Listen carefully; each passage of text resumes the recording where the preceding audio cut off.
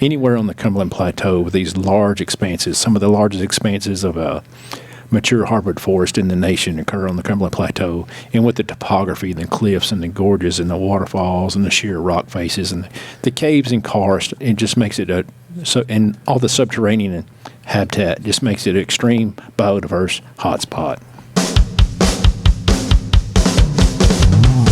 The award-winning Tennessee WildCast is on the air with the latest on hunting, fishing, boating, wildlife watching, and all things outdoors. Make welcome your host, drummer and outdoor expert novice, Jason Harmon. Hello, everybody, and welcome to this edition of Tennessee WildCast. How many times have I said that? About a million.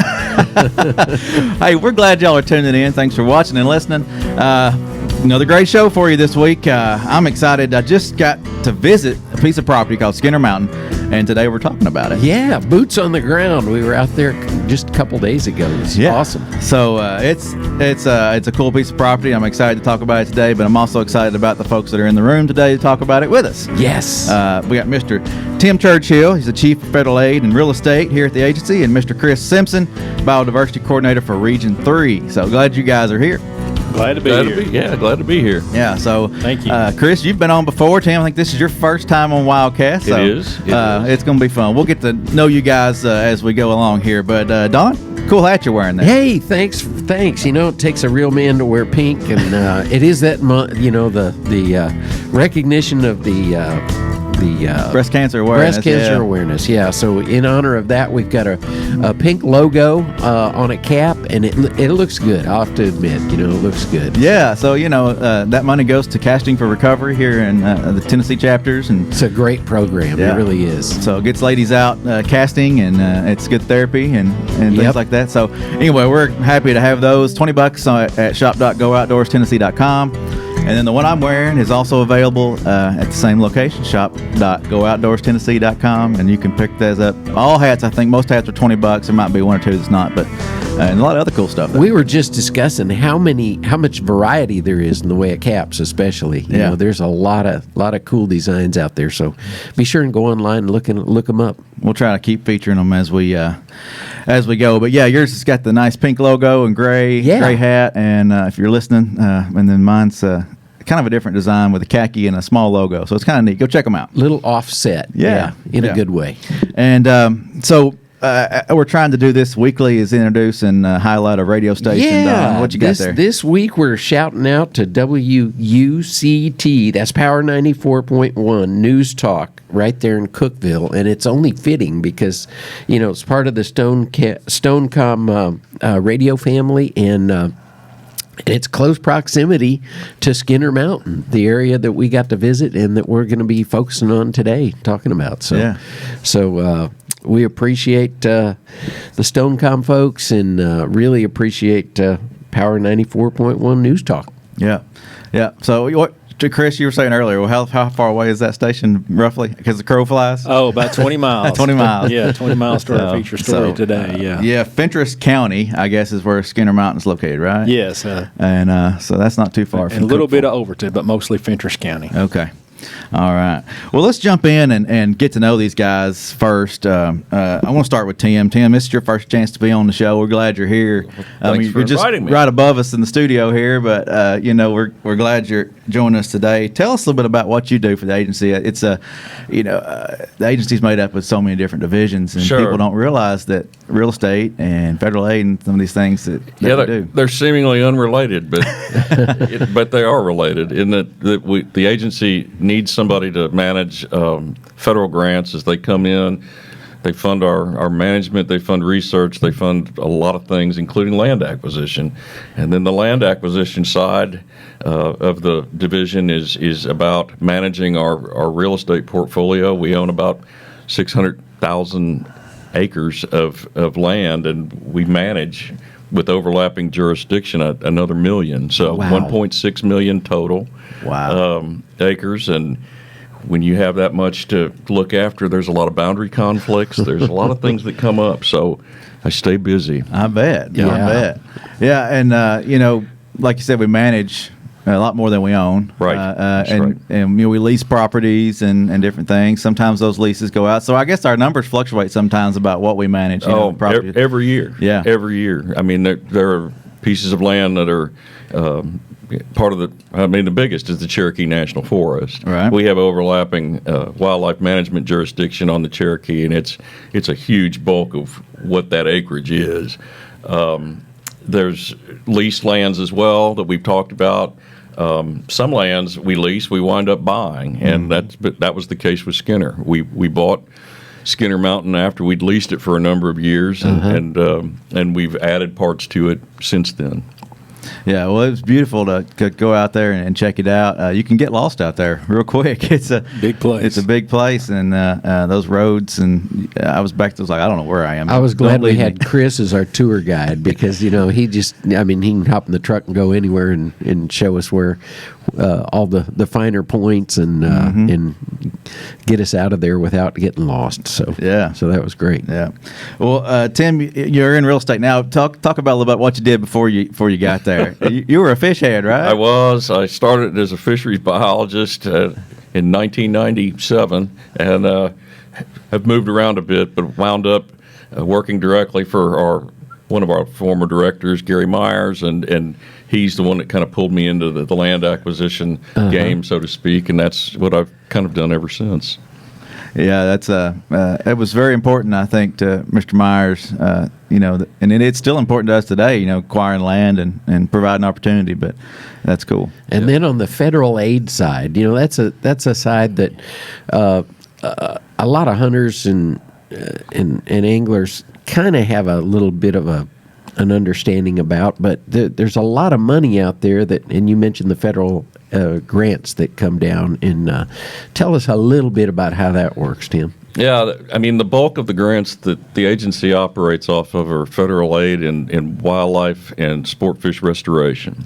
And that amounts to about $30 million a year. And that is derived from a federal excise tax on fishing equipment, hunting equipment, boat fuel, that sort of thing. And it allows us to do our work with boating and fishing access. It allows us to manage our wildlife populations, our elk herd, on and on and on, and basically it's a reimbursable program. We spend a certain amount of money, we get a bunch of it back from this program, and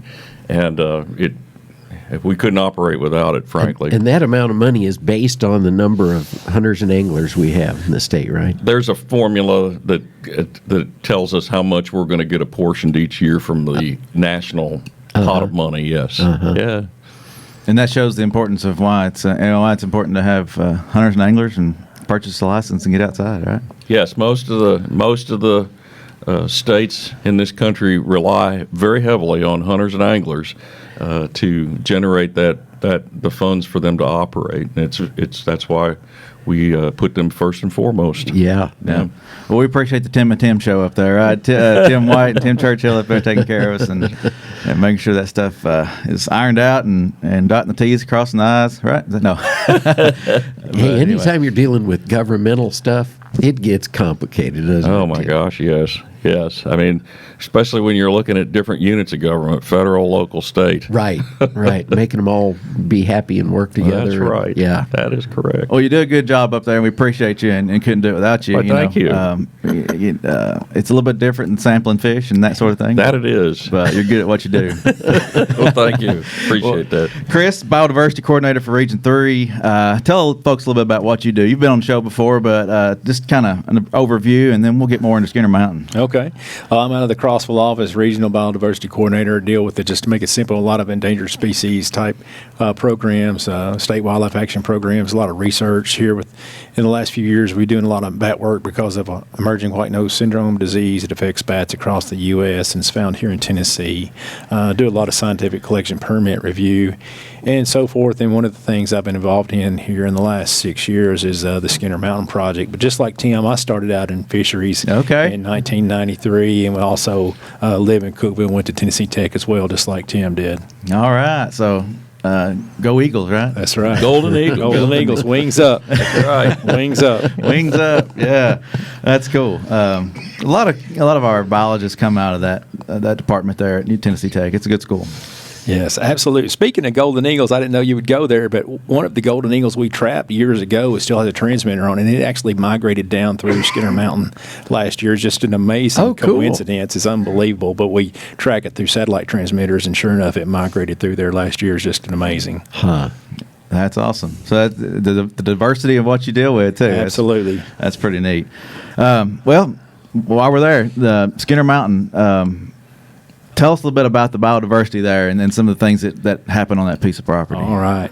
Well, it first started back with the State Wildlife Action Plan in 2005 when the Nature Conservancy ran the data through their modeling program and determined that the endangered species there is just ranks extremely high. And it lit up on the map like a Christmas tree it shows the hot spots across the Tennessee, and this portion of Fentress and Overton County definitely is a hot spot. Anywhere on the Cumberland Plateau with these large expanses, some of the largest expanses of mature hardwood forest in the nation occur on the Cumberland Plateau, and with the topography, the cliffs and the gorges and the waterfalls and the sheer rock faces and the caves and karst, it just makes it and all the subterranean habitat just makes it an extreme biodiverse hotspot. Yeah. We're looking at a picture. If you're watching the show, there's a picture here of a mountaintop. This is Skinner Mountain that we're seeing here, and if you're watching the mountains to the left here, right? The hills and mountains here to the left. That's part of Skinner Mountain. Skinner Mountain, and actually itself, what it was named for, is there on the just left of the center, down on the left side of the East Fork of the Obie River there. Okay. Yeah. So the Obie River runs through it, right? East Fork of the Obie, yes, sir. Any other water run through there? Several smaller creeks in the area, and of course, as far as access, we've got several main roads that go through the property, and then we've got a state highway to the north and state highway to the south. So it provides great access for people wanting to use this wildlife management area. Yeah.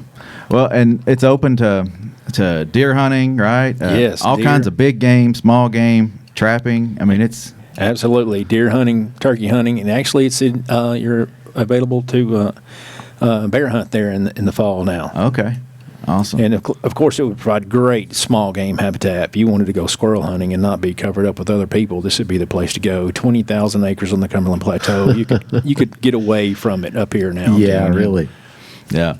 And before we get too much further away from this photo, what we're seeing here is it's an area that's been cut. Explain what's going on here and talk about the habitat that we're looking at. Well, you can see it's a sea of natural mature hardwood forest, and so, like I said, it is a biodiverse hotspot, but to maintain some of that biodiversity, all animals can't survive in mature hardwood forest. So we want to provide some patches of openings, some patches of wildlife openings. And here we're actually replanting some shortleaf pine that was native to this part of Fentress County back in the 1800s and early 1900s. That was their main source of income. That was the main industry in that part of Tennessee was,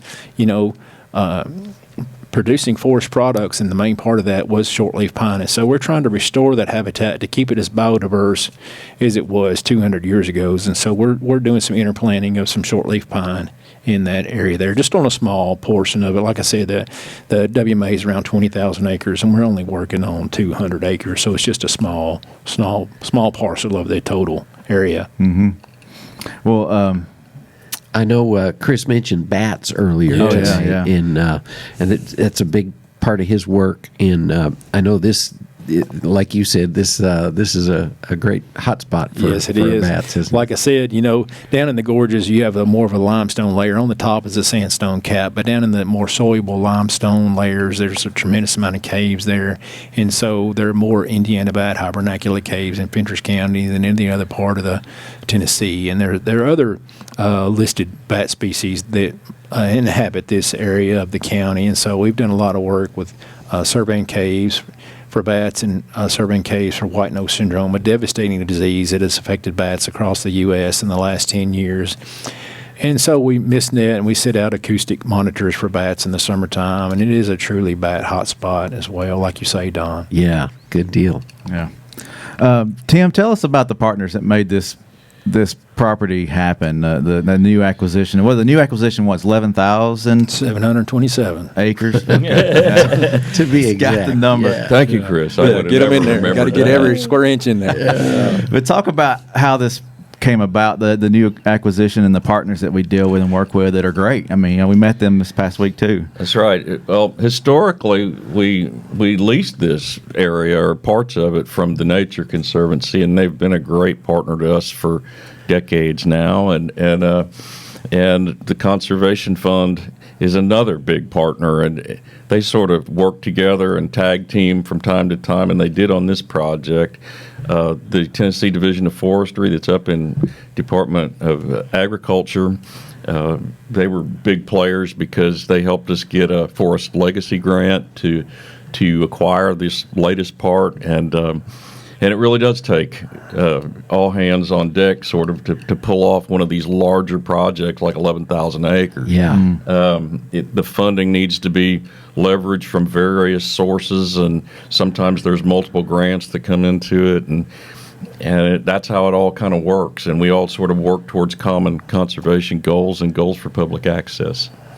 Well, I think about the number of acres. I'm sure there's a lot of work going to go on and some projects and things. What's the future look like for Skinner Mountain? What's some of the projects that'll be happening there and studies and things? Well, the studies, I mean, we're constantly surveying that area for all types of imperiled species, whether it's bats or birds or small mammals.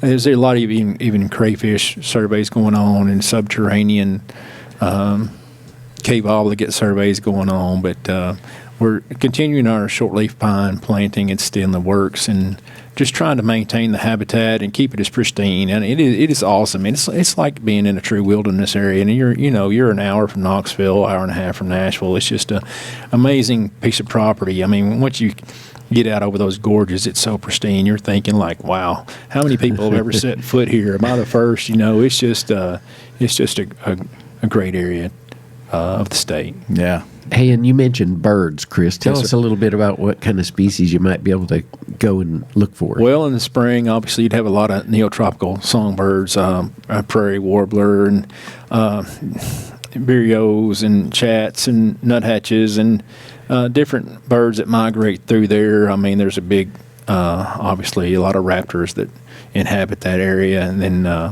and hopefully as some of the forest plantings get a little bit bigger, you attract a different suite of birds, whether it may be red-headed woodpeckers or whatnot. And then, in the grassland areas, you would have maybe even northern harriers feeding in that part of the state, So it's a very valuable to a migratory bird, isn't it? I mean, Absolutely. To have a stopping off point or a place to. Absolutely. I mean, when you think about these songbirds migrating from Canada all the way to Central America and South America, I mean, it's great for them, great to have a stopover point for them to rest and fuel up to continue their migration. And that's one of the goals for me, is just provide pristine habitat that ensures almost like a refuge type place for migrating birds to rest along their flight, north and south. Well, if you ever get a chance to visit, if you're listening and watching, you get a chance to go up there and check it out. You see scenes like what I have on the screen here. Just these beautiful colors this time of year, and it was just amazing to look across those valleys and see the colors. And if you get a chance, just go drive the roads. I mean, they're open to check out. Absolutely. County roads run right through it. The county road runs right up through the middle of it, and this is one of the side roads, and it's just amazing color this year with all the oaks and hickories and whatnot, different tree species we have. But it's just a great colorful year for the fall. It's an amazing sight.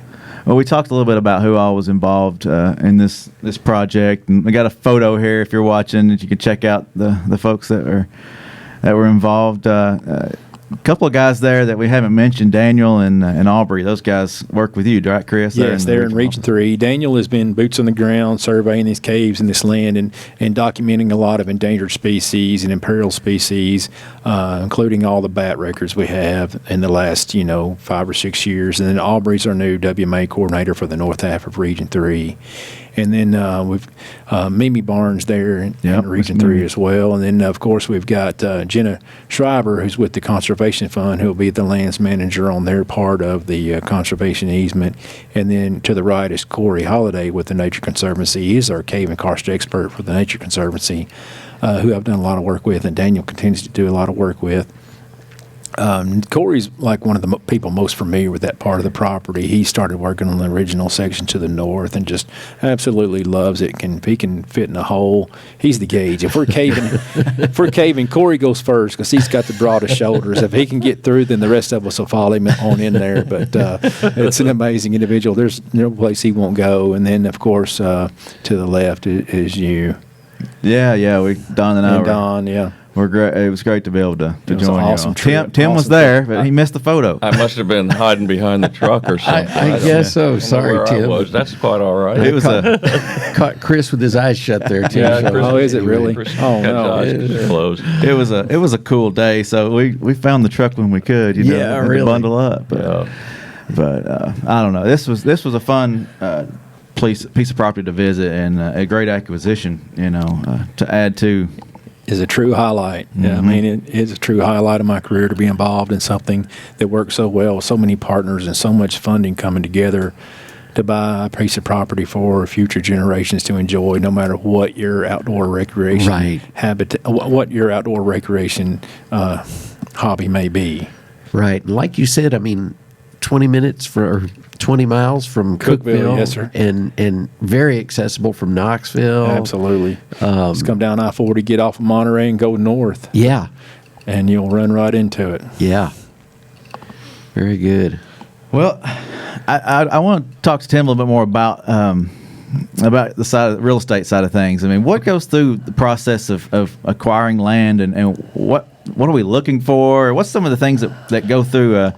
It's interesting that in department, some yeah. of the staff meetings I've seen where they're, the properties are scored, based on what they have and how important it is Exactly. for habitat and access and all those sorts of things. Yeah, I think the current methodology is really about conservation and biodiversity, and it's about accessibility to the public for hunting and fishing and wildlife watching. So, we've done a lot of planning over the years, and we have land acquisition plans. We're working on an update right now called the Tennessee Wildlife Legacy Plan. That sort of starts it. If it's in one of our area of interest, we're interested. We don't beat the bushes or anything to look for willing sellers. They come to us. And if it fits within our plans, then maybe we talk about it with the region and sort of vet it that way, and eventually it goes to the director's office and they decide whether we're going to go for it. And you touched on something there too, willing landowners. That's right. That are looking, always. looking to us. They call us. Yeah. Yeah, that's the way it works. That's what I was going to say. It seems like sometimes maybe it's a passing family member, but they want, in honor of them, they want to donate or sell to the agency and preserve that property, or just different That's situations. right. Some of it's donated, some of it's sold. Primarily, we look to build on what we already own. So if we've got a WMA somewhere, we're more interested in it than if it was just out on its own. We look for enhancing access. If we've got a good road access, we'll look for that and maybe buy a small parcel for that too. So it's not all big stuff. A lot of it's little. And sometimes, like you said, connecting the dots or connecting pieces of property, and That's right. providing that access or whatever. That's right. Yeah. And I've been doing this. I mean, I've been chief of the division since 2013, and this is the biggest property. Skinner Mountain's the biggest piece of property that we've closed on during that time. Now, we've got another one on deck that's coming that we've leased called Tackett Creek. It's been the Tackett Creek unit of the North Cumberland WMA. And that one's about 43,000 acres, so we got another big one coming. Wow. Yeah, it's a conservation easement again, but a working forest. Yeah, that's awesome. Yeah. Yeah. We'll have to do a tour of some of those others and do some more of these. Do some more of these episodes. A lot of road trips there. Yeah. I like And as that. much time as Tim has to spend behind a computer monitor and looking at maps and things like that, he was really excited to get out and visit the property the other That's day. absolutely as true. we were. Yeah. So, Yeah. so that's all part of it. Well, speaking of getting out, you know, if you've listened to the show, you know that I like to hunt and fish, and Don does some of that too, and hiking and things. What do you guys like to do when you're not working behind the computer or out in the field? Do you hunt, fish, and do that sort of thing? I do more hiking than anything these days. I do fish when I get the opportunity, and I'll hunt if somebody will go with me.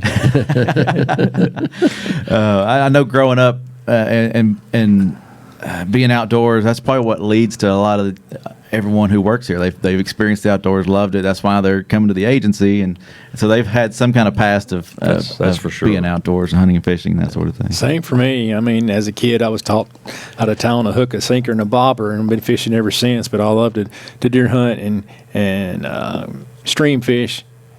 And fishing ponds is one of my favorite, and love to get out and camp in places like this. And looking forward to taking my daughter hunting this winter. Oh, neat! That's neat. Yeah, it's what I think is great. I mean, in your position, biodiversity. You know, it's you're also protecting these animals that you don't hunt, but you also love to hunt and love to fish. It's a balance, a good balance. It is a good balance, absolutely. Yeah.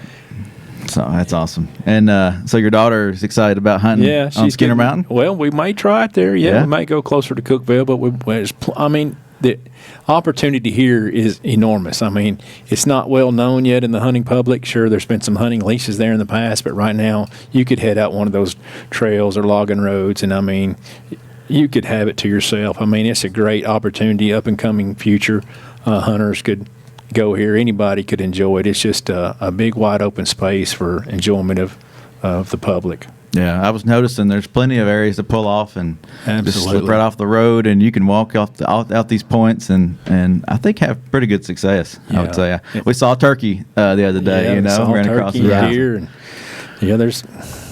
there's plenty of opportunity. I mean, you can get on our website and get on the maps page and get a map pulled up a skidder, and you know where to go, where the main roads are at, and where to park and access the area. I'm glad you said that. tnwildlife.org. Click on where to hunt, and then go to Region 3, pull up Skinner Mountain. Because there's maps there. I'm looking at it right now. You just go check out that page. Our GIS ladies downstairs, they do a great job putting these maps together. If you're on Onyx, I mean, you could pull it up there too. Google Maps to get there. It's good information on our website at tnwildlife.org for sure to find where you want to go. So, guys, I appreciate it. It's been fun. Thank you for having us. Yeah, awesome. Great. Yeah, so Tim was lined up today, and then Chris happened to be in the office. So I was like, well, y'all both come on, y'all. Heck yeah. Find out just right. It's been a fun show. So I appreciate you guys. Don, thank you for. You bet. I know I'll be seeing Chris at the Sandhill Crane Festival coming up again this winter. Look forward to it. It's one of the highlights of the year. Yeah. Especially if you love birds and bald eagles and waterfowl. It's a great place to be. Yep. Yeah. Well, remember our website, like we said, tnwildlife.org for all things outdoors here in Tennessee. Check out our shop at shop.gooutdoorstennessee.com. Also pick up your license at gooutdoorstennessee.com. And anything else, Don? Go listen to our radio stations. Yeah, that's right. Thanks again to our radio station, the Stonecom family, Power 94.1 News Talk. Yeah, awesome. In Cookeville. Yeah, and follow us on all your favorite podcasting platforms. Find us there as well. So, thank you guys. This is Tennessee, for having us. Tennessee WildCast, and we'll see you next time. Thanks for tuning in. Stay connected with TWRA by visiting our website at tnwildlife.org and follow us on Facebook, Twitter, and Instagram. Hey, it's all about Tennessee wildlife. It's what we do. Tennessee WildCast will be on the air again next week. We'll see you then.